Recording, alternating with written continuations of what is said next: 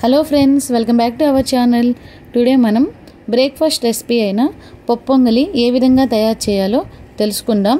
దీనికోసం ముందుగా stove on చేసుకొని ఒక కడాయి పెట్టుకొని అందులో 1 కప్పు పెసరపప్పు వేసుకోవాలి. ఈ పెసరపప్పుని మధ్య మధ్యలో కలుపుకుంటూ కలర్ చేంజ్ అయ్యేంత వరకు ఒక 2 నిమిషాల పాటు ఫ్రై చేసుకోవాలి. పెసరపప్పు అనేది లైట్ గోల్డెన్ కలర్ వచ్చిన తర్వాత స్టవ్ ఆఫ్ చేసేసుకొని పక్కన పెట్టుకోవాలి. తర్వాత ఒక బౌల్ తీసుకొని అందులో ముందుగా మనం ఫ్రై చేసి పెట్టుకున్న పెసరపప్పు, ఏ కప్పుతో అయితే పెసరపప్పు తీసుకుంటామో అదే కప్పుతో 1 కప్పు నిండా బియ్యాన్ని తీసుకొని శుభ్రంగా కడుక్కొని ఒక హాఫ్ అన్ అవర్ పాటు నాననివ్వాలి.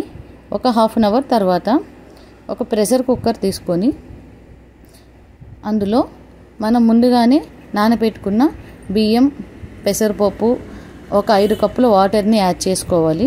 ఆ తర్వాత అందులో కొంచెం కల్లుప్పును కూడా వేసుకోవాలి. తర్వాత అందులో 1 టేబుల్ స్పూన్ నెయ్యిని యాడ్ చేసుకొని మూత పెట్టేసుకొని ఒక 5 విజిల్స్ వచ్చేంత వరకు బాగా ఉడకనివ్వాలి.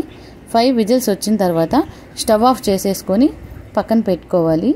తర్వాత స్టవ్ ఆన్ చేసుకొని మరొక కడాయిని పెట్టుకొని అందులో 1 టేబుల్ స్పూన్ ఆయిల్ని అలాగే 1 టేబుల్ స్పూన్ నెయ్యిని కూడా యాడ్ చేసుకోవాలి. ఇవి రెండు కొంచెం హీట్ అయిన తర్వాత అందులో 1 టేబుల్ స్పూన్ ఆవాలు, అలాగే 1 టేబుల్ స్పూన్ పచ్చిశనగపప్పు, మరొక టేబుల్ స్పూన్ మినపప్పుని యాడ్ చేసుకొని 1 నిమిషం పాటు బాగా ఫ్రై చేసుకోవాలి.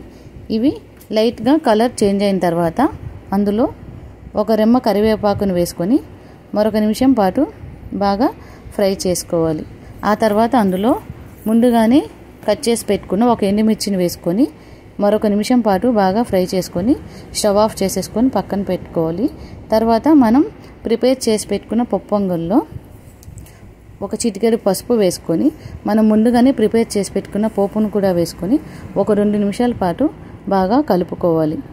ఈ విధంగా కలుపుకున్న తర్వాత ఈ పప్పు పొంగల్ని ఒక బౌల్లో తీసుకొని ట్రాన్స్ఫర్ చేసుకోవాలి.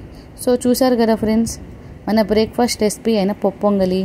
ఈ రెసిపీ కనుక మీకు నచ్చినట్లయితే please like, share and subscribe our channel.